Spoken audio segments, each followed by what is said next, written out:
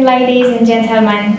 It's my utmost pleasure to introduce you to Dr. Irving Finkel, a distinguished British archaeologist whose contributions to our understanding of ancient languages, cultures, and history have truly left enduring impact in the study of ancient Near East.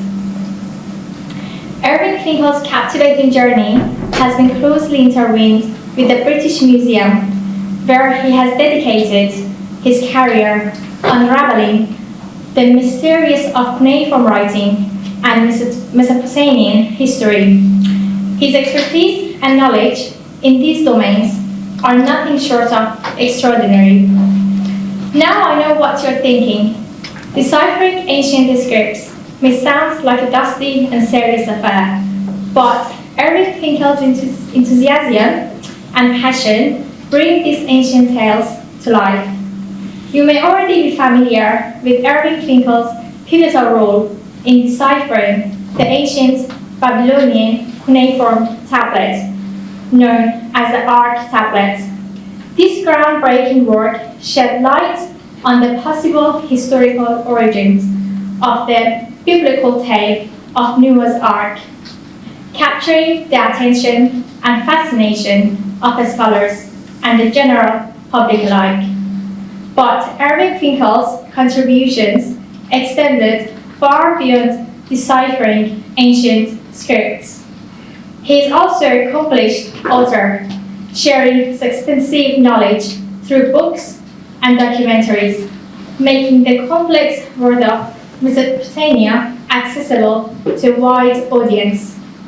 At the British Museum, Irving Finkel holds the esteemed position of Senior Assistant Keeper of the ancient Mesopotamian scripts, languages, and cultures with the Department of Middle East. His dedication to preserving and promoting the rich history of this region is truly commendable. One particular aspect of Irving's research lies in the captivating history of board games. As a member of the editorial board for Board Game Studies, he actively contributes to our understanding of this fascinating aspect of human culture. He has even deciphered the oldest known game rules and reconstructed the Royal Game of War, providing us with a glimpse into the complexities of life in ancient Mesopotamia. Now here is a little secret about Irving Finkel that not everyone knows. Irving is not just a distinguished British expert in ancient languages and cultures, but also a passionate and engaging storyteller who has brought the wonders of the ancient world into the modern era. His dedication, expertise, and enthusiasm have enriched our understanding of our shared human heritage. So without further ado, ladies and gentlemen, please join me in giving a warm welcome to Dr. Irving Finkel.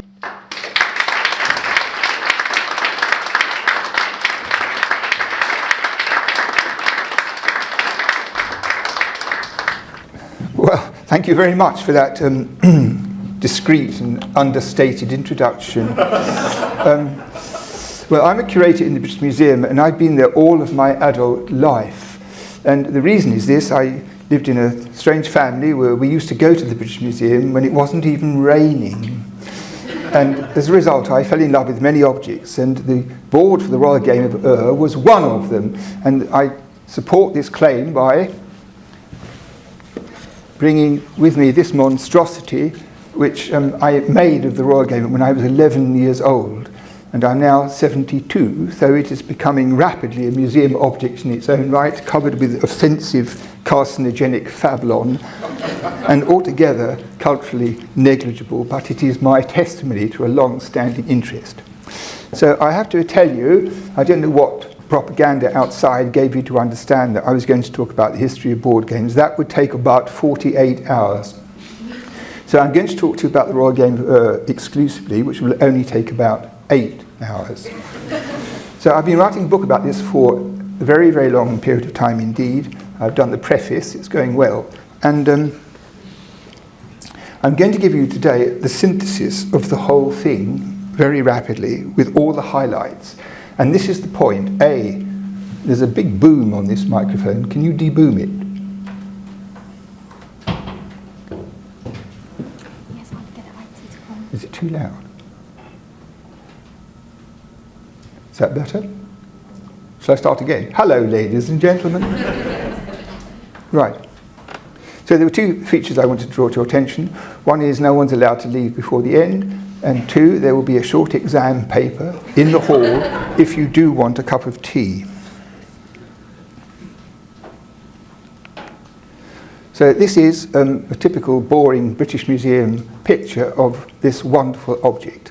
So the salient points about it are that this was excavated at Ur by Sir Leonard Woolley in the 1920s. There are 20 playing squares. There are pieces and dice which were discovered together with the boards. There were about 5 boards. They were all different, and they all shared only the fact they have 20 squares as their central playing area. This is the most famous board. You will see it on the cover of Reader's Digest and sometimes on calendars with pretty girls draped over the end. But the point about it, which is remarkable, that although it's the most famous one, it's the only one we have with 5 rosette squares. You see in the 2 corners in the middle and at the far end, there are 5 rosettes marked by inlay among the other inlays. Well, as far as I can tell, it's the rosettes squares which are the only ones which concern the fate of the pieces in their passage along the board. They are the telling squares to affect the pieces, and the others are purely decorative. So the irony of it is that the most famous board is the only one with 5 rosettes, and all the others have 3. So you can see at the outset how mad this undertaking is, because we are skating on thin veneers of ice on top of muddy deposits. So this is another board from the same tomb. You can see, although that square at the top is damaged, that there were only ever 3. This one belonged to Queen Puabi. It's the cheapest and most horrible of the group, which is rather interesting. There's another one made of silver. And what is extraordinary, that among the 5 boards with 20 squares for this board game, each one is different, the decoration is different, the proportions are different, and it's clear that once the game arrived in Ur, because I believe it came from the outside, it was handed over to craftsmen to produce things according to a certain style, presumably, that the person wanted. So the silver one is very different from the ones you've just seen quickly. And this is another part of a board in a drawing where you have combating animals in the way that is familiar from cylinder seal glyptic. It's a kind of consistent Mesopotamian decorative thing. Here it's applied in the board, and you might think when you saw a board like this, of course it's only part of it, that each square had its special value, special meaning. But no, it's just the ones with the rosette which really count. Of course, there's a mass of literature in which geniuses who can fiddle around with computers have worked out all sorts of ways in which every single square has its specific meaning, like in Monopoly, and they produce a game which no normal person would play for more than 3 minutes. So there are 2 kinds of dice that were found by Sir Leonard Woolley. The excavations of the boards and pieces was an exemplary archaeological lesson, because the boards themselves originally were made of wood, and in all cases the wood had vanished in the ground, and what was left was the inlay, which of course had quietly subsided. And the archaeologists didn't do what archaeologists often do, is trample on things in their Wellington boots in their excitement and kneel on them when they're trying to photograph them. They excavated the entire block in one go, so that in the comparative tranquility of the laboratory, they could excavate things sensibly. And what they did as a result was to put the inlay into a modern artificial material in their original positions to scale. So the board that you saw at the beginning is in fact a faithful representation of how the board would have looked, although some of the inlay is missing. Now, one of the cute things about it that makes people sigh with satisfaction is when they found the boards in 2 cases, when they removed the upper took off the upper pieces of inlay, they found underneath that the pieces and dice were there, from which they concluded in a very Sherlock Holmes flash of insight that the box had had a drawer at the end. And the pieces had been kept in the drawer. When all the wood went, the subsiding upper layer lay down on the intermediary layer of gaming equipment. So this is a very fascinating thing, and one of the homely things about this topic, that everything to do with this game is totally familiar to a modern person who plays board games, even to the point that unless you are careful with an elaborate game, you lose half the pieces. And most of the second-hand chess sets that you find in flea markets have a thimble for a pawn and God knows what other monstrosities, because the world is always waiting to pinch bits of game sets. And here in 2400, there'd already been a jump ahead there, so you could put everything away nicely for next time, even if it happened to be in the next world. So what have we got? Two kinds of dice which are singular, to say the least. The ones at the top are four-sided tetrahedrons, I should say, of which the four corners, two of the corners are inlaid with a dark material and two are left as they are. So when you toss one of those up in the air, which of course we don't do in the British Museum because they're real objects, but were one to be tossed up in the air, when they landed, a corner would be uppermost. And if it's a dark corner, then the score is counted, and if it's a plain corner, it counts for nothing. So each of those tetrahedrons is susceptible of a 50-50 chance of giving you 1 point. So the archaeological evidence suggests, although it's not conclusive, that 4 of them were necessary to play with. That is one system, and the interesting thing about those dice is they are never, ever, ever again found in Mesopotamia beyond the royal graves about 2400 BC, which I think is a clue. I think they were foreign and imported from God knows where, together with the game when it arrived from further east. The modern wonderful device at the bottom makes this more intelligible. They are made of bone, or in 2 cases, lapis, no, not lapis, mother of pearl. So they are long, thin sticks, and the 4 faces are inscribed with numbers in the form of circles, 1, 2, 3, and 4 dots. And these you toss up in the air, they land in such a way, and you read off the score. So the people who played the royal game of Ur in the middle of the 3rd millennium, with one or other of their boards, had the choice between these 2 kinds of dice, and this again gives you 1, 2, 3, 4 as an option. Now, there are many things I want to tell you, but one of them is that I am convinced that this game did not begin in Iraq, but it was an import from further east. And 1 or 2 things have come up archaeologically which supports this wild fantasy. For example, on the left from Mohenjo-Daro, there is this block which you can see has the 4x3 at one end and the beginning of the narrow passage up the middle, so it's broken off.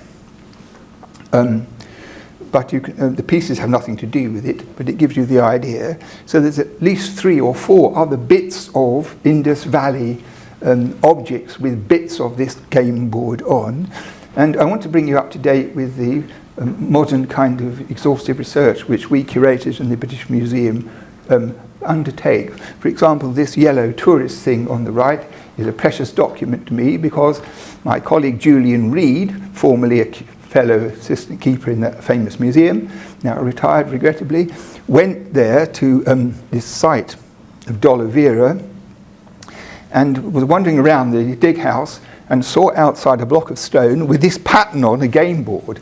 So of course, being a well-trained colleague, he took out his spy camera, which you can manipulate with no foreign museum official even suspecting it, but this one was a very alert one, and he came out and said, "No photographs, immediately," 4 times. So Julian, who went to Eton and King's College, was very well trained, decided that what he would do was to use an alternative system. So he took his tourist information sheet and drew in biro on it the only representation known to science of this important thing, which has more squares on it than it ought to, but my conclusion is that it was recut in antiquity, and that's why Julian, in the haze of furtive behaviour, did all the squares he could find. So, in defense of the idea implied by more than one feature that the game was imported into Iraq from further east, another consideration is worth bearing in mind. This is a close-up of some of the squares, and when you look at it for the first time, it is not difficult to believe or to construct the possibility that this thing in fact represents a kind of textile, that the colour and the arrangement of it has the smell, so to speak, of embroidery. And the reason I mention this here, because there is no evidence at all and no Sumerian one can ask, is that in India to this day game boards played on squares with dice and racing round the edge like our game are almost always embroidered in different colours and different patterns. And it seems to me that if you have a game on the move, travelling in a way which we might discuss later, it is quite likely that an incoming game might be done on the native style, which is embroidered in a carpet or written on pieces of cotton or a headscarf, and they wanted a more physical and permanent version, which is they handed at the point at which the local craftsmen Sumerianize it and make it look like a real Sumerian thing. That's as may be. It all depends on the British Museum trustees' time machine, which has been maybe making it for years and years, and it's a very irritating thing because we've come across evidence that when it's actually finished, the Egyptian Antiquities Department get it for the first 5 years. So it may be some time before we can go back in time and question people about these important details. But the reason I stress this, origin outside of Mesopotamia, where it then became a leitmotif of Sumerian culture and later, is this array of normal 19th century AD Indian dice, where many of them are of this stick type which you see here, found with the royal graves. And also there are no examples of stick dice in Mesopotamia again either. So it looks to me like you have a foreign board transposed into a modern medium and foreign strange dice which people play with until somebody thinks maybe we can think of something better. But it's curious that no other dice of this kind have ever been turned up archaeologically. So salient in the history of this game, poised between the Indus Valley in the far east and Mesopotamia, the heartland, we have this marvellous board from Shahri Sokhda, which has the same 20 square design that you are familiar with, without any squares being distinguished, none inlaid, and probably none painted as far as can be seen by scrutiny, but with these characteristic long dice with it too, and a lot of other pieces. And there is a person in this room who has devoted at least 20 years to working out how this game might have been played, and he says that his understanding of the game produces a game which is enjoyable to play. So I suggest that you put him in the corner of the room when you're having your tea and biscuit and quiz him about whether that is possibly true or not. So people say I deciphered the rules of the Royal Game of Ur. I have this tablet. It's got very famous. But there's something I need to get off my chest here. And I've never actually said this in public before in this flagellant kind of way. When the game board is discovered by archaeology, and you have the dice, and you have the pieces, this is an intellectual problem which is susceptible from multiple different solutions.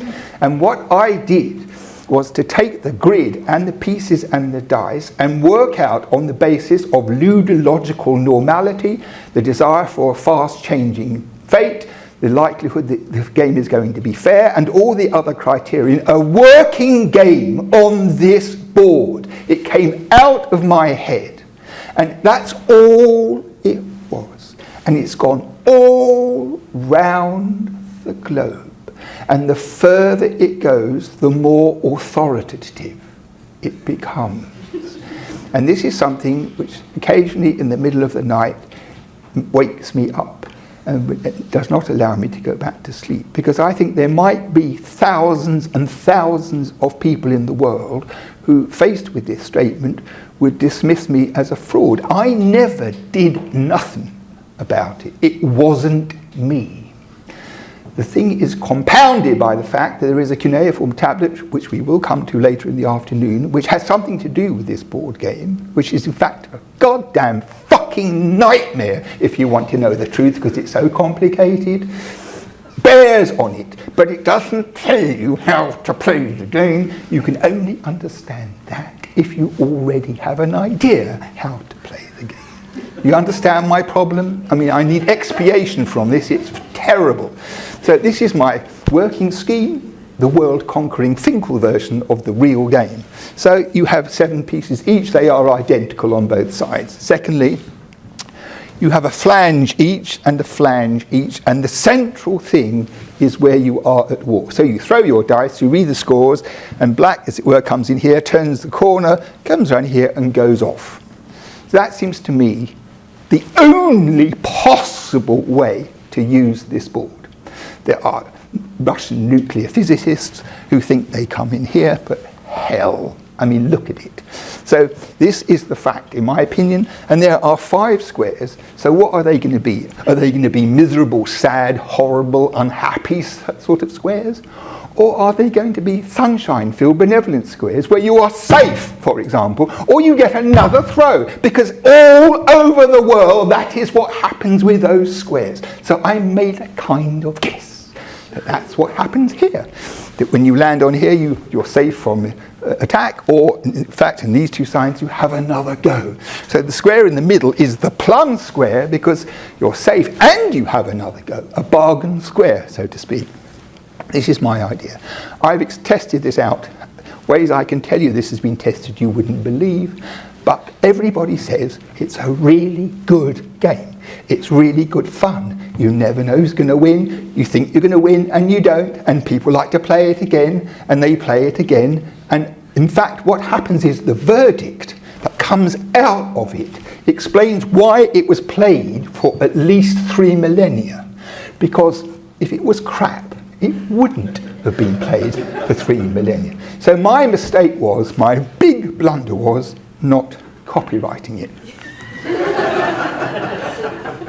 3 things I can tell you. These 2 things on the internet. Millions of players do them all the time. My rules. Unmistakably my rules. The simple, perfectly good, functional rules. That's one thing. Second thing is, has anybody here heard of Lupo Fiasco?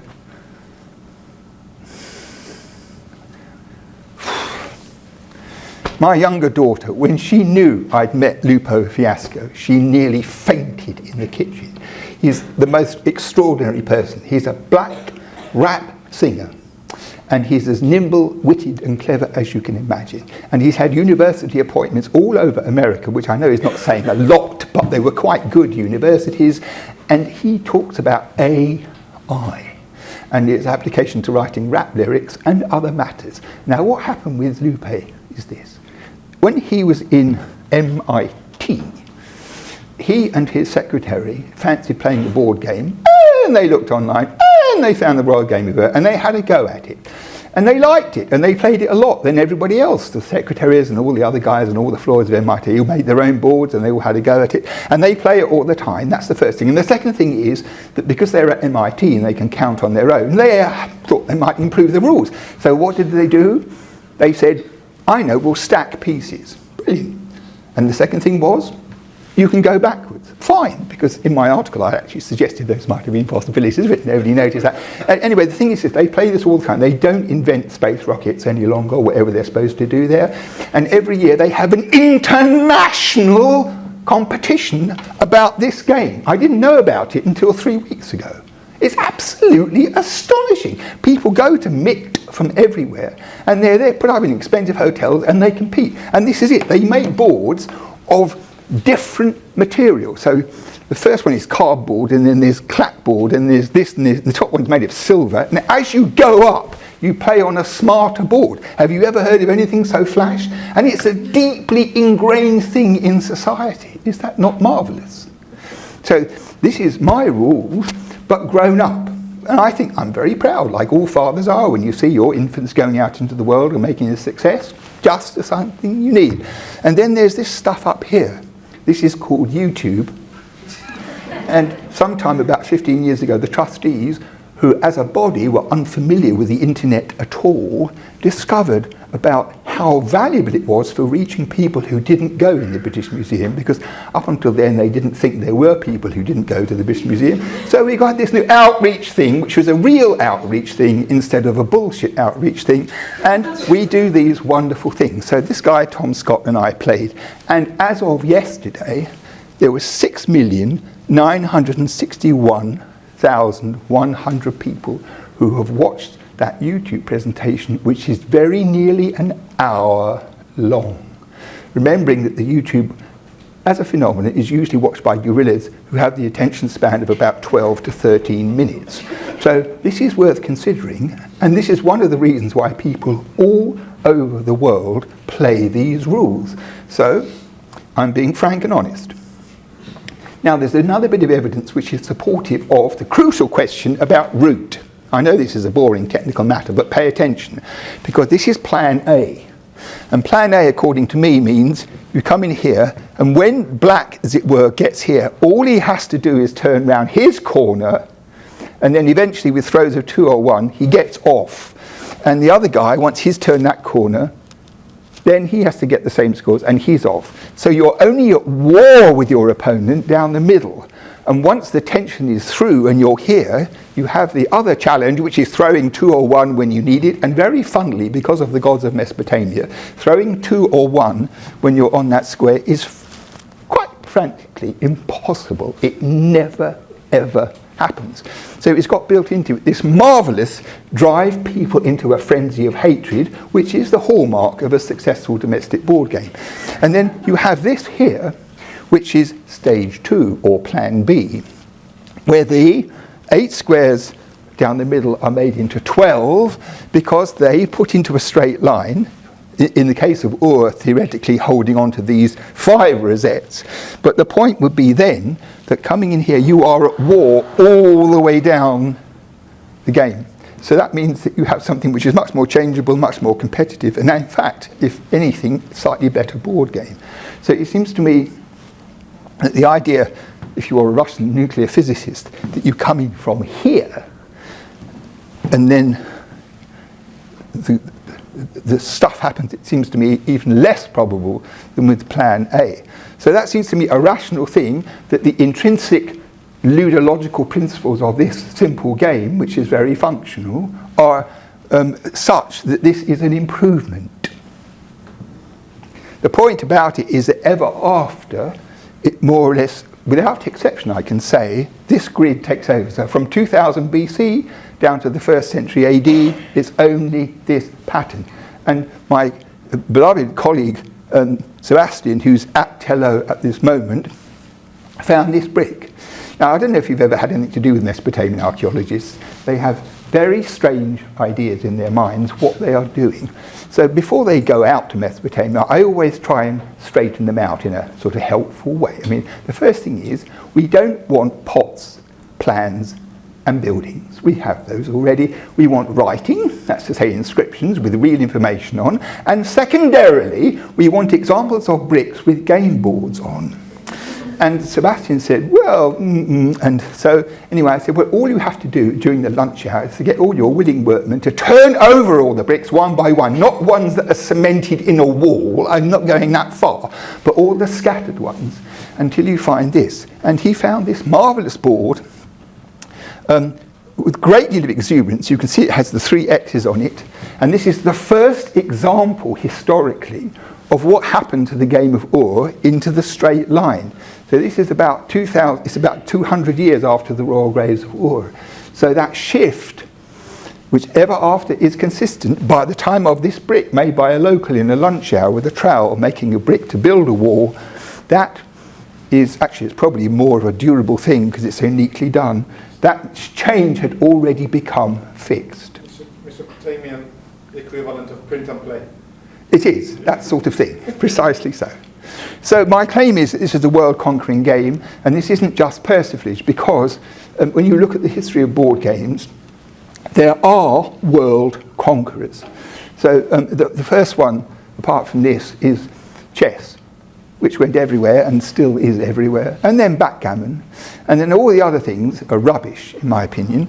And the game of Ur was the first example because it went all over, as you will see in a minute, all over the known world. And here you've got a sampling of some of the things. So the Mohenjo-Daro board, the game from Ur, the one from Shahri Sokhtar. In Iran, 1,000 years later, they found boards for this, with this bird form with the same 20 squares. This is a board from Cyprus from the Bronze Age with 5 X's on, the only other one which is known.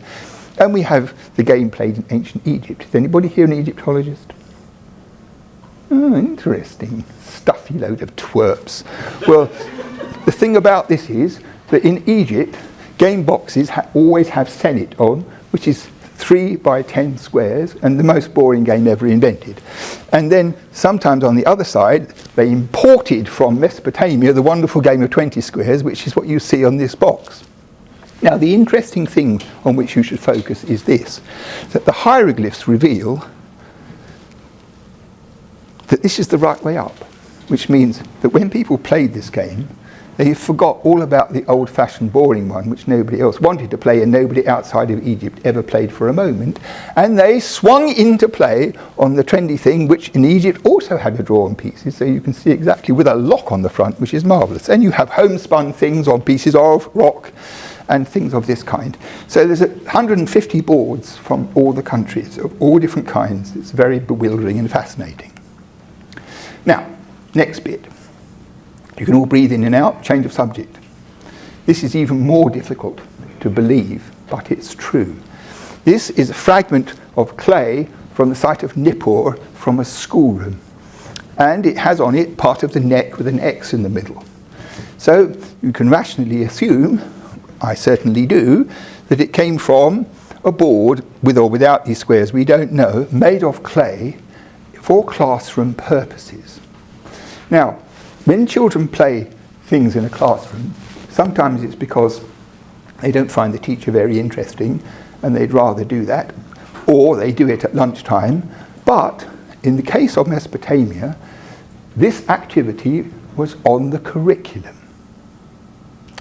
And what it involved was, A, people who knew how to make tablets, also making a board from clay, the same material, with the same use of parallel neat lines and precision and symmetry that you require in a good scribe. This was a different kind of exercise. So they did that. But more importantly, they did this. So we have a cuneiform tablet, more than one, which is devoted to the terminology for game boards. This is written in about 1800 BC. So it was a school matter, and it gives us the following information in so many words. So, of course, in the cuneiform script from Mesopotamia, you have things in the Sumerian language and in the Akkadian language, and the languages are completely different, but the writing is the same, and the scribes had to learn both languages to be properly educated. So we've got the words in Sumerian and Akkadian. So you can see that zana is the Sumerian word for a gaming piece, as we know from other evidence, of course, which is the Akkadian passu. And then you have the azana, the house for a zana, or beat passi in Akkadian, is a square on the board. And lama zana, or lamasi passi, is good luck with regard to a gaming piece. And then we have this odd stuff here, which is a male and female gaming piece as well, with rather unintelligible Sumerian. So you have somebody who's written down in both languages, as you would the chess set, king, queen, bishop, knight, rook, board, the words in the languages, sort of covering the topic. But on top of that, there is a marvelous text in which the dialogue between a teacher and the students is recorded in Sumerian and Akkadian. It became a curricular matter to read these famous questions because they were sort of timeless and everybody would identify with them, so it was a good vehicle for learning grammar. And there are these expressions which Sumerian and Akkadian, which hasn't come out in this typeface, but I hope it doesn't distress too many people. The first question is, how long will you do boards? And the second one is, how long will you play? So this seems to me, using the Sumerian and Akkadian expressions to do with this, coming out of a classroom where A, there's an exercise to be done, and B, get on with it. And both these things vest the objects in a classroom functional context, not entertainment for the disobedient. And on top of it, we have this. Horrible slide, forgive me. This is a block of clay, front and back, and the two edges. So if you look, on the right you will see a plan of a building. It's drawn up round a central square. And you can see there are rooms with doors on three sides where it's preserved. It's about that wide. And on the other side, you have part of the 3x4 law block of squares on a gaming board, but of course it's broken. And you have these two things, the architectural plan on one side and the game of in a section on the other side. Well, what this takes is a bit of credulity. You have to imagine what on earth this could be for. Well, firstly, imagine you're the king of Babylon and you want to build a new palace.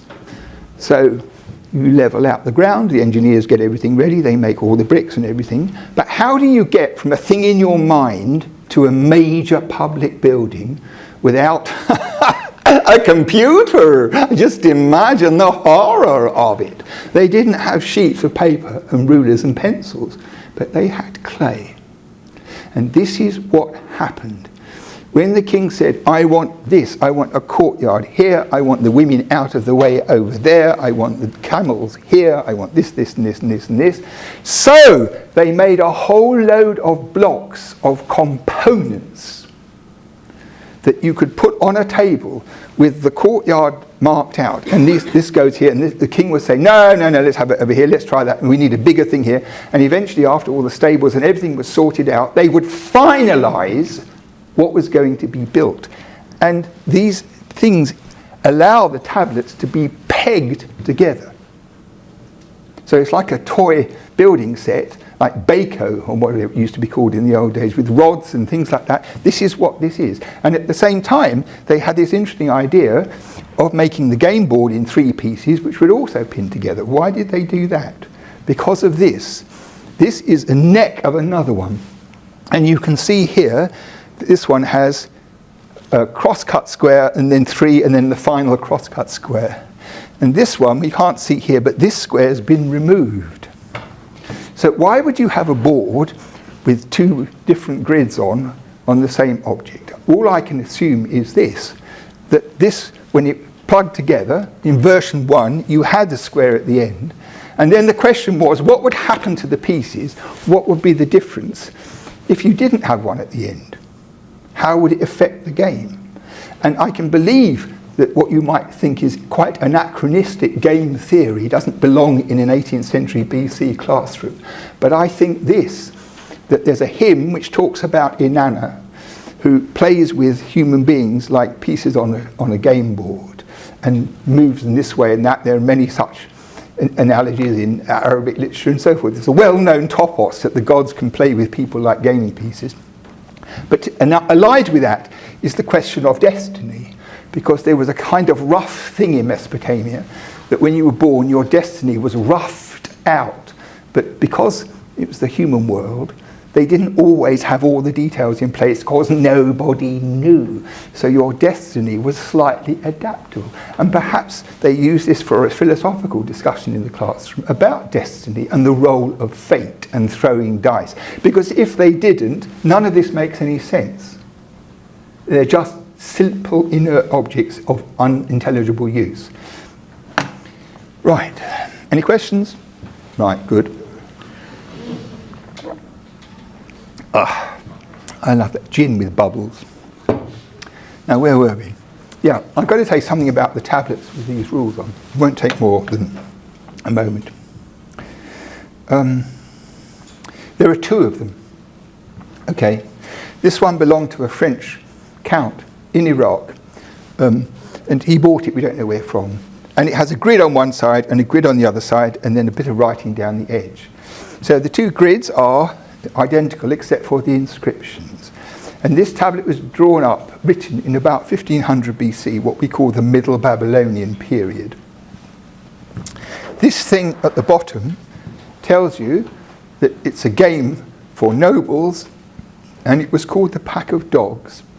So from this colophon, which is not entirely clear, we know that the game was called the Pack of Dogs, and that it was a classy game for aristocrats.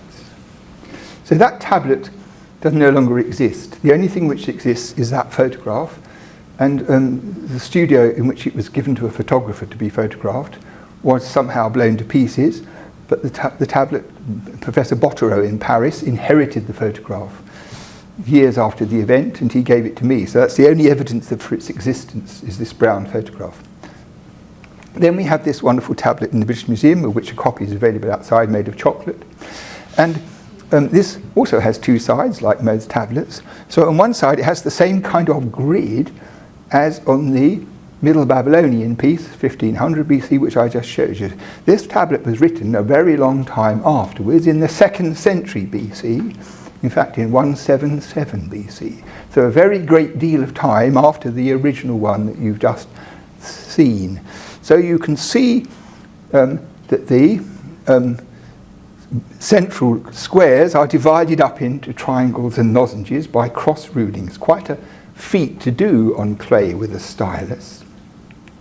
And the way it works is this, that in each of the squares, exemplified by down here, you read the signs which are encapsulated in these special houses in the order in the diagram, 1, 2, 3, 4, 5, 6, 7. So in the middle one, you can see down here, there are actually two signs, and the legends, which you get by reading them round, make sense in Babylonian. They are legends, inscriptions. And the other thing is that the sign in the middle, which complements the last sign of the 7, is the sign of the zodiac. So that's quite an instructive matter. So this is what happens if you translate it into English. You have an association between the zodiac sign and a prediction. So I don't have to read it out, but I'll read it out. Pegasus, sitter in the tavern. Aries, who would turn you back? Pleiades, I'll pour out the dregs for you. Libra, you will be like a one who weighs out silver. Gemini, you will stand in high places, etc., etc. So they have the topic of the concept, the graphic concept of the zodiac sign associated with these short things which are a bit like you will go up the path, you will draw fine beer, you will cross the ditch, a bit like fortune telling when you give someone a bit of silver and they tell you you'll travel overseas and you'll marry a tall, dark, handsome Syriologist, that sort of thing. So you can't always make it clear what's what, but you'll be as strong as a lion juxtaposed with Leo is not so obscure. So we have on this 2nd century copy an association between the 12 signs of the zodiac and what it means in some funny way. Now the interesting thing here is that the tablet which was lost, which we have the duplicate, since it follows the same pattern, is predicated also and similarly on the sequence of the zodiac, even though the zodiac signs are not written there. And this is an important thing because it's generally believed that the zodiac got up and running in Mesopotamia in the 1st millennium, maybe in the 9th century or some time like that, maybe a little earlier.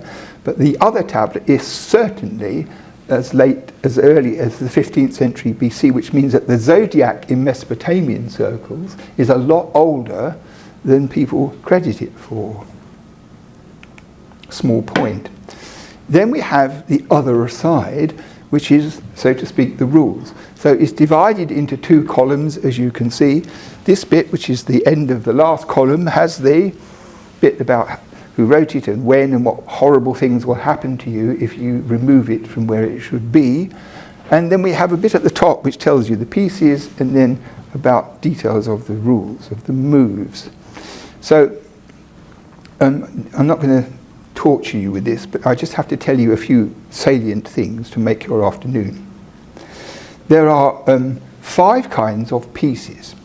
So in the 3rd millennium, when the Sumerians played for tea, you had 7 pieces and they were all the same, like chess pawns. But certainly by the 2nd century, when this tablet was actually written, but very probably much earlier when the other tablet was written, things have changed so that each of the pieces is different from the others. So this is a thing very, very significant in the history of board games, because otherwise the first game where this is true is chess. It's characteristic of chess, but no other game before, as far as we know from antiquity, has this quality except from this tablet information. So there are 5 pieces and they are all birds. They have an associated value, as you will see. So 2 is the swallow, 5 the raven, 6 the Anzu storm bird, a mythological bird, 7 the rooster, and 10 the eagle. So when you play the game, you have your dicing equipment and you are the controls of 5 pieces on the game board. So the interesting thing is we have 2 sets of rules. The first one concerns the swallow, which has the number 2. And when I say it has the number with the piece, this is what it actually means. If the astragals, or the knucklebones, which is what they use for dice, if the knucklebones score 2, the swallow piece sits at the head of a cross-cut square, so the square before one of the X's. When it lands on a cross-cut square, it says, a woman will love somebody sitting about in a pub. And as for their side, their pack, they have well-being in place. But when it doesn't land on a cross-cut square, in other words, if you make a throw which forces you compellingly to go over it without landing, then a woman will despise someone sitting around in a pub, and the side does not have well-being. So it's a kind of pivoting matter whether from its starting place that piece can land on a desirable X square. And the simplest way to understand this is that you had tokens, as you often do with games, and you put them in the middle, and you win or lose as the game progresses. That's what I think is the case. Then we have one rule for each of the others. So the Anzu bird, you have to throw 5, and that goes into house 5. And what happens there is there's food or starvation. And then the raven, you have to get 6, it goes in the 6th square, and here it's food and starvation, so they have the same value. And then the next one, if you throw 7, then the rooster goes in house 7, and there's more, or there's plenty of or deficiency of beer. And the final one, you have to throw 10 to get the eagle in house 10. It means enough meat or otherwise. And they say the pack, and that means the side, and because the game is called Pack of Dogs, and it's a kind of pun because it also means mercenaries. And the scenery is in a pub where you throw dice, and if you do well, you pay for the food, you pay for the beer, you pay for the meat, and then there's the question of who's going to pay for the women. So there's a kind of scale of values there. It depends on your personal evaluation of the merits of ingestion and love, but that is the kind of system which underpins this in a rather bizarre kind of way. So we have 2 dice here, nothing like the stick dice in the 3rd millennium, and nothing like the tetrahedrons. They are knucklebones, and on the right, your right, you see a sheep knucklebone, which is about 1 inch long and perfectly normal. You find them all over the world, and they are used for dice all over the world, and jacks when you throw them up in the air.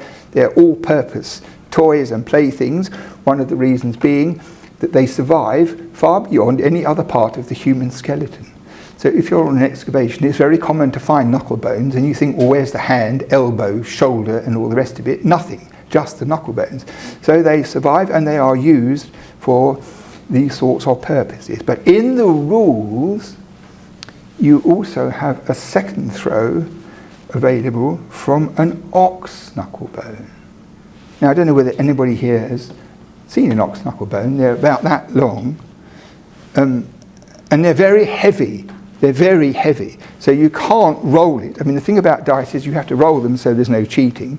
You can do that with a sheep knucklebone, but you can't do it with an ox knucklebone unless you are beefy and eat all your spinach. So the thing is this. When you look at the rules, it says you have to be able to launch those pieces I described. The scores are 2, 5, 6, 7, and 10. So if you have 1 or 2 sheep knucklebones, you can't get 10 if you've only got 4 sides. It doesn't work. And the fact that one is twice as big as the other is very significant, and this, I imagine, is how it works. So you throw your sheep knucklebone and you get 1, 2, 3, or 4.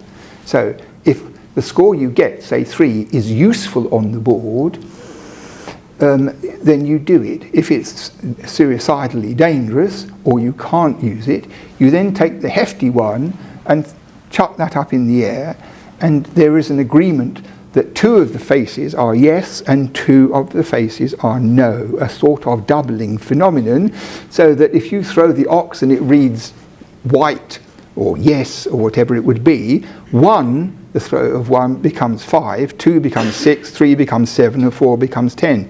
So you have a yes or no, which should convert the starting throw to the other range of possibilities. So I don't see any other way to make sense of it. And it's quite an interesting thing if you imagine, especially if it's a tense game when you're betting for say, a pint of beer or whatever it might be, that you have control over the 2 things. You throw the one and then you throw the other. And of course, it's not like we describe it, because when people play board games, they do it really fast, and it will be over in a flash, so you have to watch. But that must be, I think, how it worked to make sense of the rules. And then when you end up with this indigestible, horrible diagram, which is the board with these, I put the 5 in before, with your 5 differing pieces, the starting squares and the value. So you have a sort of game which functions in a sort of way, but it isn't going to take over Monte Carlo. Now, the other thing about this, which is a significant thing, is this. When I got this tablet out and read it, it was obviously a board game, and there are no other game boards from Mesopotamia it has a chance in hell of applying to, so they were out of the question. It had to be this game. So what I did was this, was to amalgamate the translation of the Akkadian as best I could with the universally successful invention by me, which has no substantial support behind it whatsoever, but makes a workable game, to see if they would mesh into something which was equally functional with an extra element. And it just about does. The British Museum published a version of it, and I'm more or less immune from criticism because it's so expensive that nobody buys it. Now, this is something marvellous. Nobody here has gone ooh or ah. I'm expecting at least an exhalation of breath. In the middle here is a tablet of letters from Nineveh, written by Shamash Shumukin, who was supposed to be king but no longer was. He was posted off to Babylon, while his younger brother Ashurbanipal became king of the world, king of the universe, and king of the British Museum. And the festering hatred in his soul was never relieved. And after a while, there was going to be civil war. And what he did, Shamash Shumukin, was to write letters to his brother to annoy the hell out of him. He developed a special technique of writing letters that probably anybody else would read them, but when it got read out to the king, it would get in among him. There were 4 of them. One of them goes like this. Say to Ashurbanipal, king of the 4 quarters, king of the universe, thus speaks your very own one. God, something or other, is your, whatever it is, God Adad is your support at the command of, well, whoever it is, comes all your strength. I'm sorry about the dots. At your right walks God Shamash. At your left walks Goddess Ishtar. Goddess Anunitu has called out to thee of your army. You're a battle hero. You reign over all the lands. But I'm telling you, maybe everything is in order for your army. Maybe they have gone out from house 5, from house 6, and from house 7. I will go out in one and get all the way to the eternal dwelling. So what does this mean? It means that whenever they played Monopoly, the king won. The way to do this, I can tell you actually confidentially, is, you know those community chests? When you find out the one about pay for repairs on all the hotels, in order to annoy your brothers and sisters, you filch it and you put it back when they've landed on such a square, so they can sometimes have to have the repairs 3 times in a row. This produces madness to a point which is almost too gratifying for words. And when I read this letter, I have a hunch that when they played this game on their playroom, that Ashurbanipal always won. He was always on top. He was always sarcastic. And whatever Shamash-shum-Kin did, he couldn't win. And so, in order to get his brother back on the childlike level where a civil war is the only way forward, he sticks in this dagger like that. But what is extraordinary is that he's quoted from these rules about going out from house 5, house 6, house 7, which is to mark the progress of the army, because the pack of dogs, as I said, there's a pun on soldiers and people who work professionally in the army, and he will get out in one go and win in the end. So just when you think you're so bloody fine, mighty and wonderful and fine and everything, I'm going to be the winner. Like that. That is the point. And I tell you something, you may think this is a fanciful piece of overdone asteriology. It ain't. And there's a letter from Egypt in demotic Egyptian writing, in the Aramaic language. The Aramaic language, which is another story about Shamash-shum-Kin annoying his brother in Nineveh. And what happens is that Ashurbanipal sends his sister to deal with his brother because he can't deal with him. So the sister goes and she arrives on a donkey at the wall of Babylon, and he won't come out. And she said, "What's a message from the king?" He won't come out. And when he comes out, he only talks to the donkey. So he won't talk to the sister, he only talks to the donkey, so that she's really annoyed. So when she goes back to Nineveh and tells him, like Al Capone, you know, he's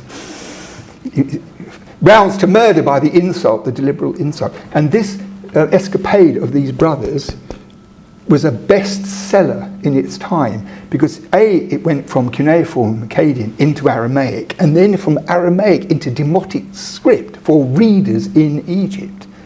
You only have to have those two things, and you can see it's a railway bookstall, glorious thriller novel about the terrible relations. And of course, Shamash-shum-Kin died in the battle.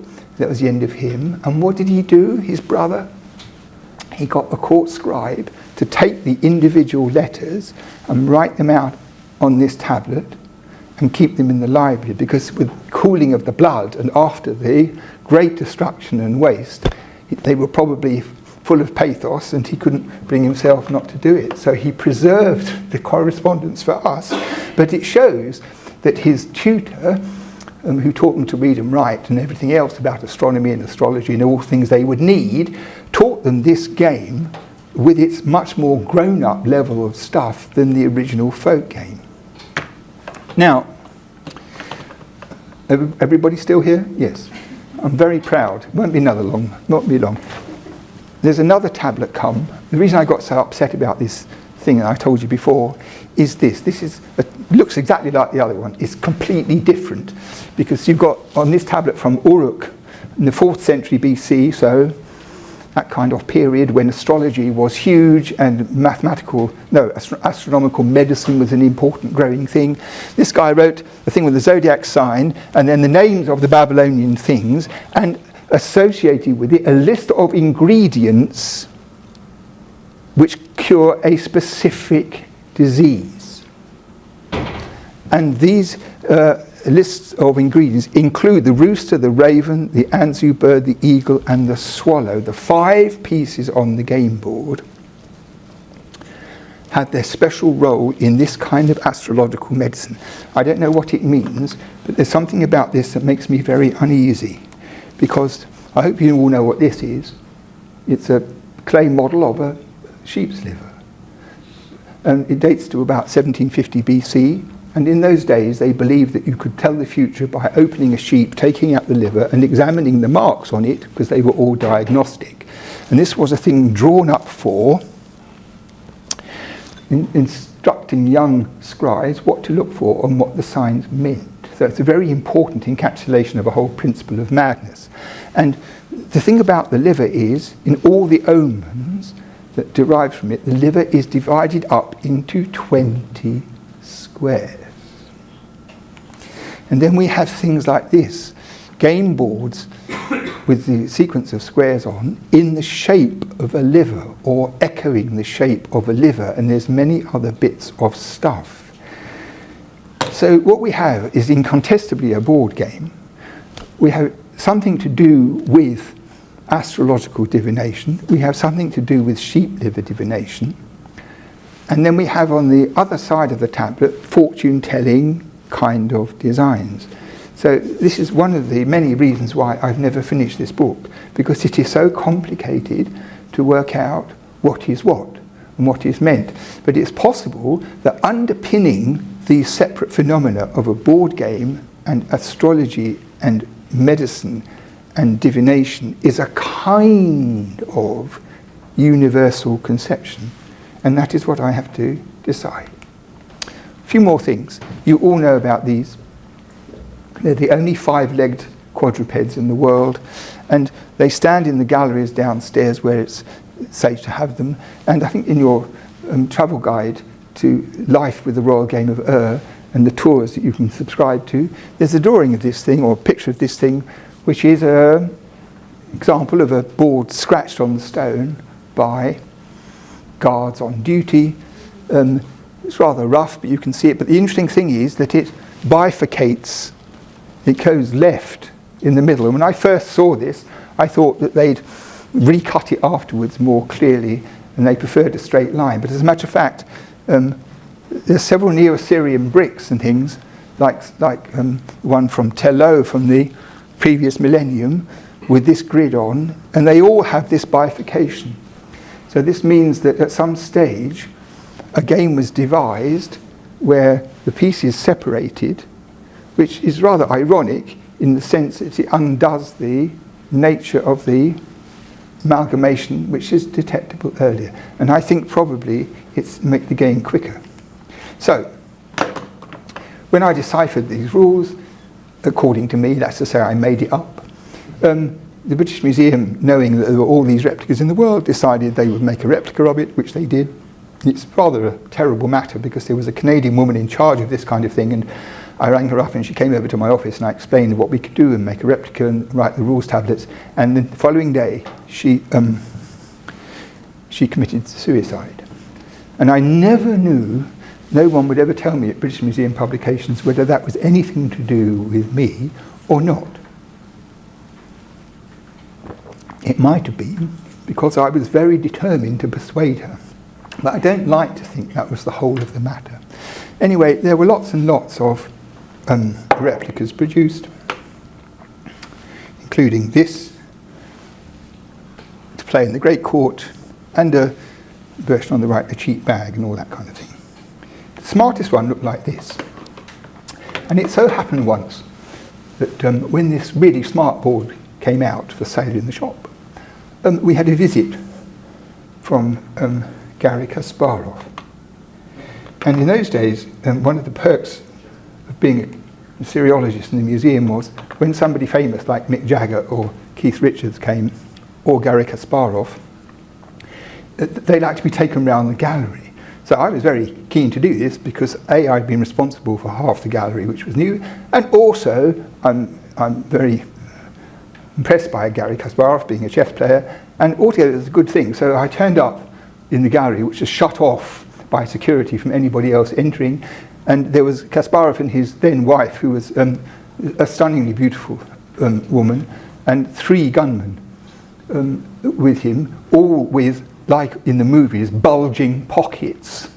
You know, one down there, 1 here, and all that, and probably 2 under their waistcoats. So they were armed to the teeth. I don't know what they were expecting to happen in the British Museum, but they were well prepared. Anyway, I had a copy of this recently published expensive box, which I carried around when we were talking, like a waiter with a tray. And when they left, I offered Kasparov this game. And he took it, and I thought, you know, they get given stuff all the time, like Queen Victoria and ivories, and I thought probably he'd leave it on the tube. But many, many moons later, I had a letter from Kasparov, which is the one on the screen, about how marvellous it was that it's come back to the world, thank you, which is one of my favourite letters. But the most interesting thing was a second note came, and he said this, that you need to know what's happened, because actually when I got home with this game, I had a visit from the French chess champion in my house in Moscow. We got up on the Saturday morning, and dang it, we didn't feel like playing chess. So I remembered your box. So we took it out, read the rules, and sat down and played. And he said, you need to know that this Frenchman is now the first new world champion of the Royal Game of Earth, because he beat me like 37-22 games. So I thought that was a pretty marvellous endorsement and should go on T-shirts, and not to mention the fact that if it kept Kasparov going all afternoon, that was also rather a good thing. Right, we're getting towards the end of the first half here. So I did a lot of work on all this game and collected all the archaeological stuff from ancient times, and then this happened, that the museum in Jerusalem published an anthropological article about sending anthropologists to Cochin in southwest India, in Kerala, where there was a community of Jewish persons who'd been there since time immemorial who were beginning to disappear. And they went there and they got textiles and instruments and vessels and I don't know what, bought like a whole load of stuff, including this game board. And this game board has 20 squares on it, and there are 5 and 5 and then 10 up the middle with 1 X only and pieces on the board. And when I saw this in the magazine in our library, I nearly, well, I was very surprised, because I know quite a lot about Indian board games. I'd never seen this grid before, and as far as I could see, this was unmistakably something to do with the Royal Game of Ur, mentioned before earlier in this same lecture. And to cut a very long story short, which I can do sometimes, I went to meet this lady, Ruby Daniel, because she lived in a kibbutz in the north of Israel. And we found out by coincidence and all sorts of flukes that Ruby Daniel, who lived in this kibbutz, she'd been born in Cochin, and she knew about this game. She played with it with her aunts when she was a girl. So I went with my sister, who was then 9.5 months pregnant, on a bus all the way up to this kibbutz. It was quite an adventure. And we found Ruby Daniel, and I'd done a typical anthropological tedious jerk type thing, which is to write out a questionnaire with dots for the answers. And Ruby looked at this and said, who wrote this? And then she sat down and she wrote out longhand how you play the game, for me especially. And then we made a board out of paper and we played according to her rules in Cochin this game, which is called Asha, and which, as far as I'm concerned, was derived from the Royal Game of Ur in Iraq. I did a terrible thing when we played this game. I won. I thought it was the tactlessest thing I've ever managed to accomplish, because she didn't look disappointed, but her face fell, and I could tell that she was hurt. So it's a bit like when you play with a 4-year-old niece or something. It's a very tricky thing, losing a board game without it being obvious, and I couldn't think of a way of doing it. So we played another game, and fortunately, as luck would have it, it was 1-1. So that was a great, but she was a sweetheart. Anyway, this is a kind of scheme of the rules where you throw these cowrie shells, and they have 2 sides, one curvy and one with teeth, and there's another kind of dice, a cowrie shell with a back missing, and there's all these details, and you go in one side and the other goes in one side, and it's a race up the end, and it's made on a little table, and it looks exactly like the Game of Ur. So what did I decide?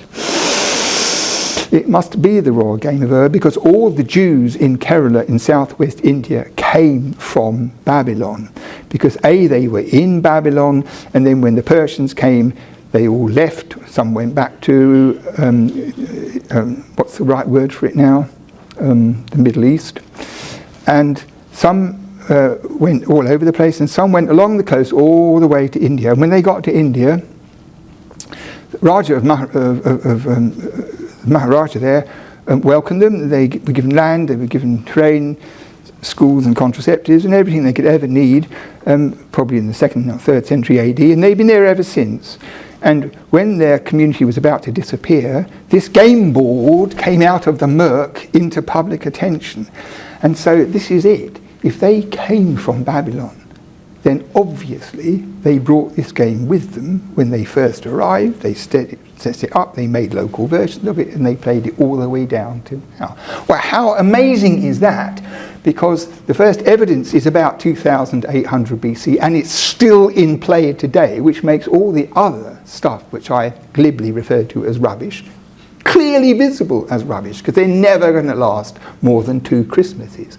And this is still alive. So that's quite a sobering thought. So it got in the Financial Times. Why? Because the girl who edited the magazine worked part-time for them, and before you knew where you were, there's a big article in it, and curator discovers, long-lost world like Conan Doyle, game survives against all odds, failing Jews play it with their last strength. It was a marvellous thing, and passed down into brief history. And then I made this ghastly discovery in a very obscure Indian journal, that this famous site with burning ghats called Nagarjunakonda, which is 3rd to 4th century AD, about the same time as the Kojini Jews probably arrived, there was this 20 square game board. There were other boards there, because if you're waiting for your aunt to go up in a puff of smoke, it doesn't always happen quickly. You have to have sandwiches, and you have to have something to do in the afternoon while you're waiting. So there's always game boards along these burning ghats. It's rather amusing to me.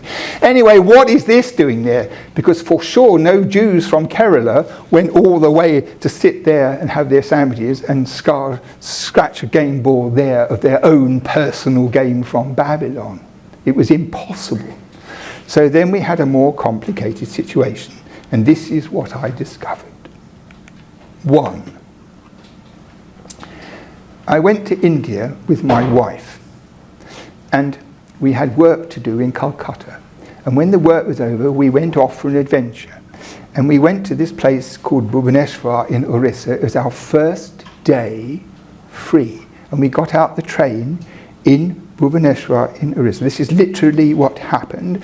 And it was early morning, and there were lots of very skinny men with bicycles who wanted to take us to where we wanted to go. And he said, let's go to a temple in the early morning light. It will be beautiful. So we went to this temple here, the Kedareshwara temple in Bhubaneswar. So we got off the bicycle and we went into the courtyard. And the first thing I saw in the middle of the courtyard was this game board.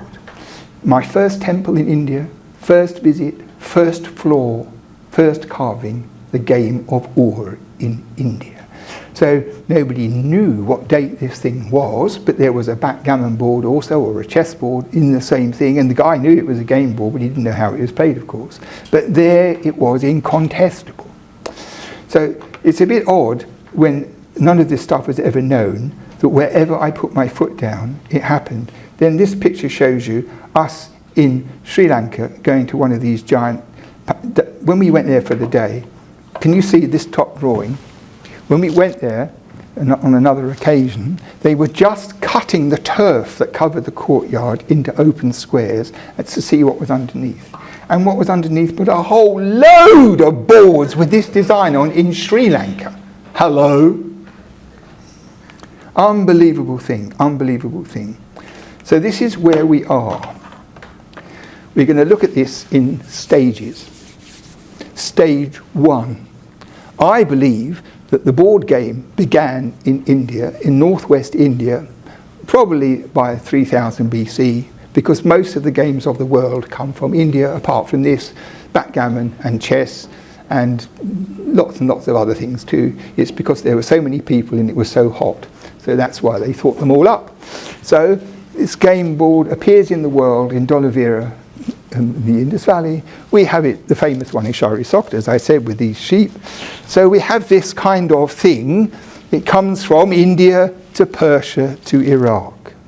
And the interesting point about that is that that's exactly what happened with chess. Because chess was invented in India, it went to Persia, it went from Persia into Europe and gone all around the world. It's the same interesting phenomenon. That is stage one. At the same time, the game survives in India down to the first millennium, covering the examples of the boards that we discovered before, and in Sri Lanka down to much the same period. So it went this way and went that way at the same time. That is perfectly plausible. Then we have this.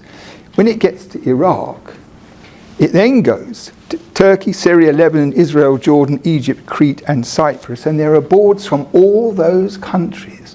So it really was a universal spread of a game, which also testifies to the fact that it must have been good entertainment, because when people learn games from other people, they don't have rule books or they don't have long explanations, they just watch and they pick it up and off they go. So then we have stage 3, which is the game from Babylon in Iraq, goes back to India in the form of the board from Cochin and takes root there. So you have this unending, beautiful cycle of transmission, and archaeologically it is ecstatic, because it means wherever anybody ever finds a board for this game, I can explain it, including the moon. No problem whatsoever. So the thing is, how does this all work? As follows. There are 5 or 6 principles whereby a more or less complex game board can go from culture to culture without language, without rules, but just contact. So mercenaries is a lethal one, because mercenaries go from place to place, they get drunk, they gamble, they learn things, and they take them with them. Stands to reason. All the people that followed Alexander, for example, a perfect explanation. That's one. Sailors are another. They move from place to place. This is a version they have of Ludo, rather sweet. It's called uckers. And the board has a special rim round it, so that if the boat lurches, they don't all go on the floor under the bunks and everybody has to find them again. So even if you have to start again, the pieces are safe. So that's it's called uckers. Very remarkable thing. Then the third thing is, of course, trading. Because you have a caravanserai with people from all over the cultures, they all meet together. There are people who are translators, there are people who are this, that and the other, pickpockets and murderers, all those sorts of persons milling around together, sharing that kind of stuff. And then we have, of course, the black part of it all, black in the sense of depressingly horrible, because this game of Mancala followed slave trade all around the world, because this was an African invention and is now everywhere as a result of it, distributed in that particular way. And then there's missionaries, meddlesome, fiddly, despicable missionaries who muddle up the world and interfere with people, and they should all be shot. And these women with their prim white dresses and their example muck around with everything. But sometimes, in order to teach the heathen, they devised use of English games. You know that game when you have a square, you have points, and you make a box and you put a letter in the middle, like that? Well, quite a lot of missionaries in India and places like that, they did this. They made these things, and so if your name was Abdul, well, let's see if we can find an A, shall we? Plonk, let's see if we can find a B, and all that, and they use it as a teaching thing. Now, the reason why I say is they're so meddlesome is that I conducted a survey of game boards all across India to track things, and we found in the northeast part of India a giant leaf with a board with holes in it, done with a red hot poker, and everybody thought this was a new board game. And when I examined it, looked into it, I discovered that this must be a local derivative in local media of what was done with pencil and paper in the 1920s, that they kept this thing, and in the squares they had marks which weren't letters. So the thing had become a different object in its new life from this teaching thing. And then, of course, there's refugees. There's refugees. And you have to think that when they sailed from Plymouth in one of these boats to America, they didn't fill the hold with chessboards and draft boards. They had it in their crania. So after 3 years, when they had a couple of weeks off at Christmas, someone said, "Hey, I've got an idea. Why don't we make a chess set?" And this explains, of course, what happened with coaching. They didn't go from Babylon with a sackload of game boards, but when they got there, somebody remembered it, and they made them locally, and then it started a whole new life. So you have this thing that the crucial points are that language, the rules and how games are played and what the point of them is, can be transmitted without any written thing whatsoever, without any shared language whatsoever, and carried without any apparatus in the mind. So it's an ideal case study for cross-cultural dissemination of a real type, which is a timeless matter, And then I have to show you this, because this boy, Ashley Barlow, came to see me in the British Museum and was interested in this game, and he set up a cafe in Baghdad, or actually in this city, it's not in Baghdad, where they play this game all the time, and it's very popular, and people come and have a glass of non-alcoholic Coca-Cola and play the game of 20 squares together, and even seen through existence a local version with rules in Arabic. So the thing has really gone complete and utter circles. So that is the introduction I wanted to give you to this particular game. If you want me to do the rest of the games of the world, I'll just have to have another glass of water and we can go on. But I think probably that is sufficient. But the thing is, my final plaidoyer about all this is that it's very easy for archaeologists and anthropologists to dismiss games as childish and of a certain horizon not really worthy of study, and rather like toys, which in fact are equally fascinating to me. But the thing about board games is they are immensely diagnostic.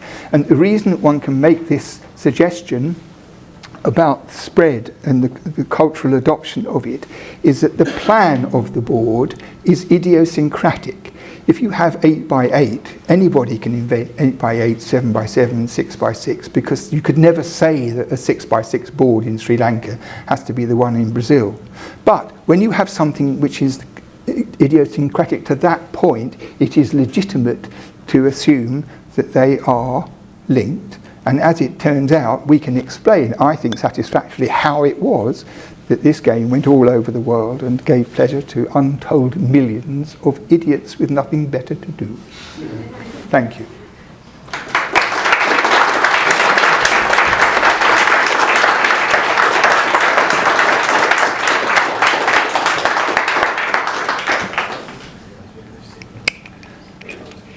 What happens now? Tea? Coffee? Questions? We can take a few questions if there are any.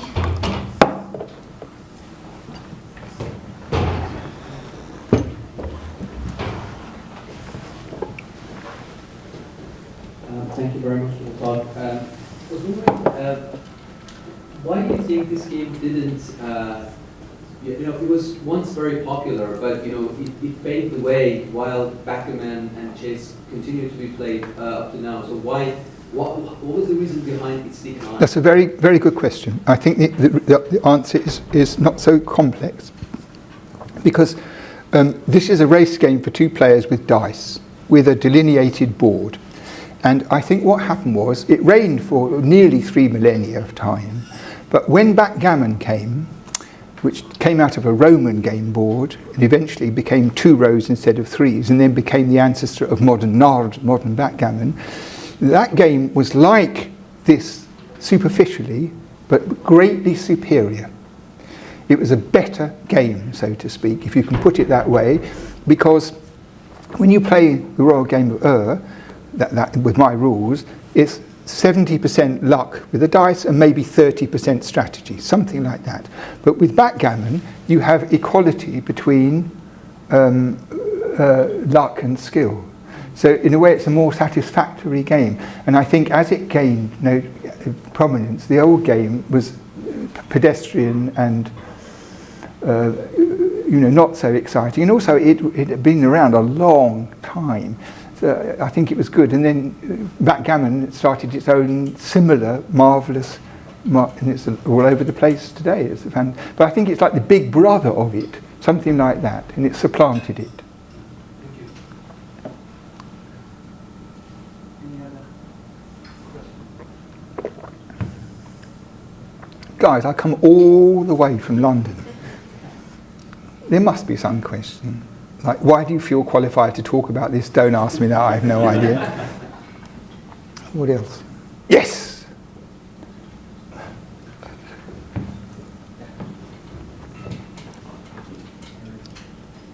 Thank you very much for the talk.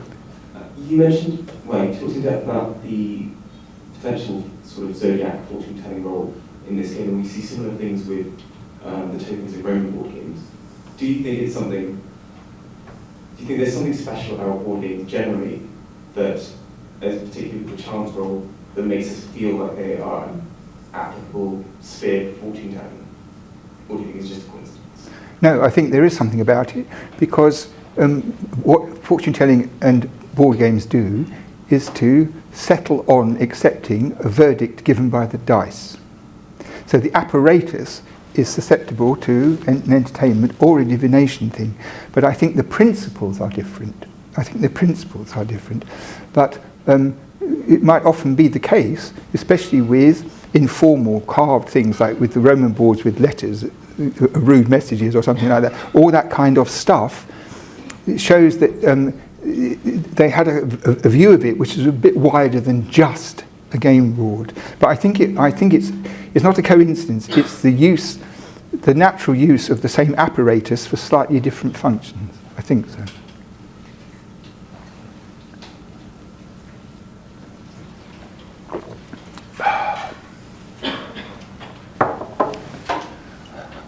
So you talked about the parallels in the distribution between squares, and backgammon, and chess. And I also point about the change of roll-over to backgammon to be more balanced with strategy, and then you move to chess, which is 100% strategy except for which colour you play. Do you see that as a sort of inevitable progression to people preferring more strategic games, and does that mean we're stuck with chess forever now? Well, I don't know if we are stuck with chess forever, because there are various factors which affect chess. One is that when I was a boy, everybody learned how to play chess, and it was a desirable thing intellectually, because it was good for you and also good fun and all that. So it was a good thing for kids to do. And now there's a widespread perception of chess that it's difficult. This seems to me an innovation, because nobody ever said that when I was people learned from their grandfathers, and the grandfather didn't say, well, this is difficult, but see what you can do. They just taught you chess. But now, I often encountered this idea that people say, oh, I never learnt chess because everyone else said it was so difficult. So chess is on paper, certainly a world conqueror, and you might think it was played with amazing incidents, but it varies. Two things I can think of is there was a time when the world chess champion was Indian. And chess is an Indian invention, and I'm always going over there and saying you should know this, and it should be on your postage stamps, and why are you so slack about it?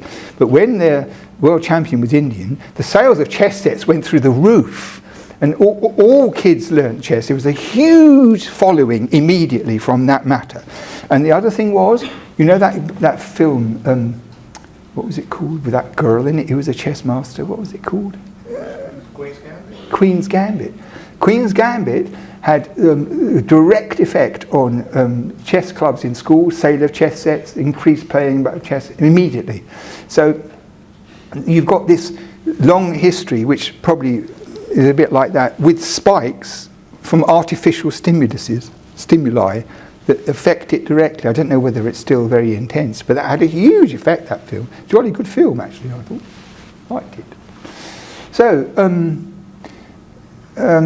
people don't play backgammon in Britain as much as they do elsewhere. That's certainly true. I don't know about in America, or I'm not sure. I've never done any work on it. Interesting thing.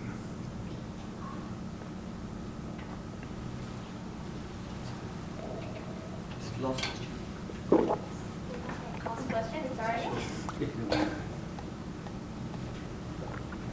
Just last question, because of There's somebody behind. You're not allowed to ask a question. You're in my department. There's a real person sitting behind you who wanted to ask a question.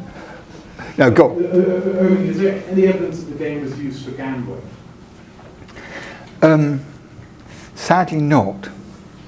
The only thing is, there's a hymn on a school tablet, and it's a few lines, and it says, woe is me, my astragal, which sounds like it comes from a lament where someone has lost everything. It sounds from that's just those lines. It's very tantalising. But I reckon so, because it's part of human nature, really, isn't it? Can we ask that gentleman behind, because he did have his hand up. Thanks for the talk. You say that this game is sort of like the big brother of games like chess. No, it's the big brother of... The backgammon is the big brother of this. Okay. But, yes. But in your opinion, without these games, how much different would those games that we have now be?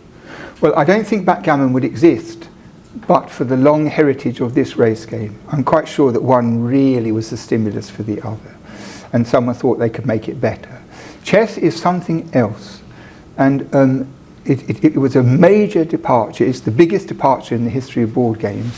It got rid of dice, and it had multiple value pieces. And the general assumption is that actually it came into being in an inexplicable way. It wasn't someone dreamt it up, but they used to have the army in India was a 4-part army, and it is believed that they had a teaching device for these Kshatriya knights about warfare and how you use camels and how you use horses and foot soldiers, and they laid things out as a kind of strategy like the police do with police cars and things like that on a map, that sort of idea. And then somebody thought, hello, maybe we could do something else. So it might be that if it had that origin, that's more satisfactory than someone suddenly having a daydream and creating it from nothing. But I think chess was a tremendous boon for mankind, because unless you play, the only luck, like you were saying with chess, is whether you happen to play someone who's better than you. Otherwise it's a fair thing, isn't it, really? Okay, thanks for the explanation. I'll tell you something else. You know, Monopoly, you would say was a game of luck, would you not? But they have a world championship in Monopoly, and someone has won it several times. So how can that be if it's luck?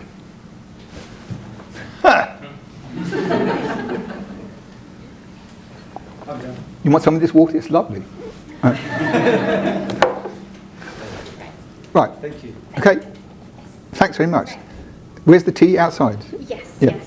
There is a tea outside. Phew. Yes. Great. Good. So I'll just gonna do that. Shoot me. Oh. Closing. Right, I'm going to sit down.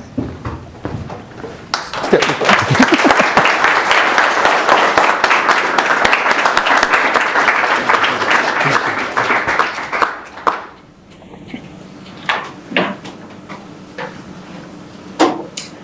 So great, thank you very much. So as we come to the end of this remarkable event organized by Persian Wonders team, we are left with a profound sense of gratitude and inspiration. Irving Finkel's captivating insight into the ancient world have transported us on an incredible journey through time, unveiling mysteries of Mediterranean and reminding us of empowering of human curiosity and imagination. We would like to extend our deepest appreciation to Irving Finkel for gracing us with his presence and for sharing his knowledge and passion. We would like to express our gratitude to all of you, our esteemed guests, for joining us today and for your unwavering support. Your presence and engagement have made this event a resounding success.